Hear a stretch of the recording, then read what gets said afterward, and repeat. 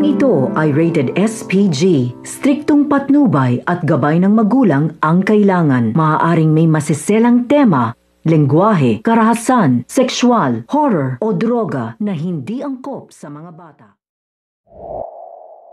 Nag-propose na nga itong si Doc Benitez kay Lynette at nalaman nga nito ni Moira. Ngunit hindi nga siya nagalit kung ano man dahil nga ito nga ang kagustuhan nga ni Moira upang hindi na nga maagaw ni Lynette ito ngang si Doc Tanyag.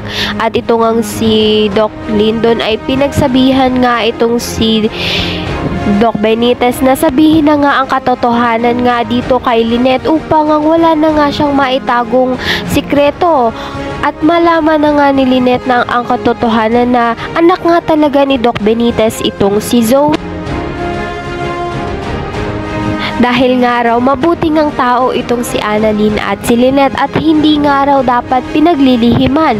At itong si Doc Lyndon na nga ata ang magsasabi nga ng katotohanan nga dito kay Annalyn ng bago nga maikasal nga itong si Lynette kay Doc Benitez ay masasabi nga na nga ang katotohanan nito ni Doc Lyndon kay Annalyn na si Doc Benitez nga ang tunay na ama nga nito ni Zoe. Pinaghahanda na nga ni Doc Lyndon itong si Annalyn sa mga darating na mga revelasyon. Kaya naman nga itong si Annalyn ay kinukutuban na nga na may alam nga itong si Doc Lyndon sa pagitan nga nito ni Doc Benitez at ni Zoe.